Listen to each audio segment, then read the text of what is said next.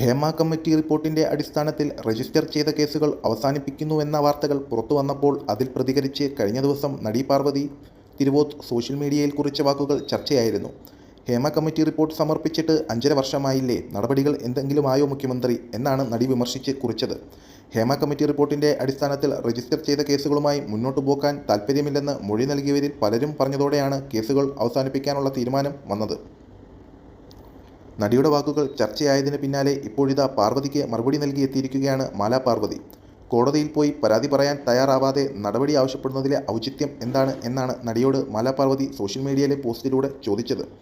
മാലാ പാർവതിയുടെ കുറിപ്പിൻ്റെ പ്രസക്ത ഭാഗത്തിലൂടെ തുടർന്ന് വായിക്കാം. 5 വർഷമായി സർക്കാർ എന്ത് ചെയ്തുവെന്ന് പാർവതി തിരുവോത്തിൻ്റെ ചോദ്യത്തെ വിസ്മയത്തോടെ മാത്രമേ കാണാൻ സാധിക്കുന്നുള്ളൂവെന്ന് പറഞ്ഞാണ് കുറിപ്പ് ആരംഭിക്കുന്നത്. ഹേമ കമ്മിറ്റി വെച്ചതും SIT രൂപീകരിച്ചതും WCCയുടെ പ്രവർത്തനങ്ങളും സ്ത്രീകളെ ഇൻഡസ്ട്രിയിലേക്ക് കൊണ്ടുവരാൻ അക്കാദമി ചെയ്യുന്ന കാര്യങ്ങളും കരട് രേഖ ചമയ്ക്കുന്നതിൻ്റെ ചർച്ചകളും ഒന്നും കാണാതെ പോകുന്നുണ്ടോ എന്നൊരു സംശയം. മറ്റൊരു സംസ്ഥാനവും ചിന്തിക്കാത്ത കാര്യം ചെയ്തു തുടങ്ങിയ സർക്കാരിനോട് ചോദ്യങ്ങൾ ചോദിക്കുമ്പോൾ കൂടുതൽ ഉത്തരവാദിത്തം കാണിക്കണമായിരുന്നുവെന്ന് മാലാ പാർവതി പറയുന്നു. ഒരു സഹപ്രവർത്തക എന്നോട് രഹസ്യമായി പങ്കുവച്ച ഒരു ദുരനുഭവം ഹേമ കമ്മിറ്റിയുടെ മുന്നിൽ ഞാൻ പറഞ്ഞത് സിനിമയിൽ നടക്കുന്ന കാര്യങ്ങളെക്കുറിച്ച് എനിക്കറിയാവുന്നതെല്ലാം അവരും അറിയാമെന്ന ആഗ്രഹത്തിലാണ്. നാളെ സിനിമയിൽ പ്രവർത്തിക്കാൻ വരുന്ന സ്ത്രീകൾക്ക് ഗുണമാകും എന്ന ആഗ്രഹത്താൽ. വർഷങ്ങൾക്ക് മുമ്പ് പങ്കുവച്ച ആ വിഷയങ്ങളിൽ FIR ഇട്ടുവെന്നറിഞ്ഞപ്പോൾ ഞാൻ ഞെട്ടിപ്പോയി. എൻ്റെ സ്വന്തം അനുഭവങ്ങളെ സംബന്ധിച്ച് തെളിവ് കൊടുക്കാൻ പോയപ്പോൾ ആ വിഷയത്തെക്കുറിച്ച് ഒരു അറിവും ഇല്ലാത്തവരെ സാക്ഷിയാക്കാൻ വിളിക്കുന്നുവെന്നും അതവരുടെ ജീവിതത്തിൽ പ്രശ്നമുണ്ടാക്കുന്നുവെന്നും അറിഞ്ഞപ്പോൾ എനിക്ക് വല്ലാത്ത വിഷമമുണ്ടായി.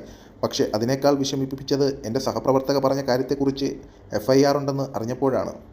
SITയിൽ മൊഴി കൊടുക്കാൻ പോയപ്പോഴാണ് ഞാനത് അറിഞ്ഞത്.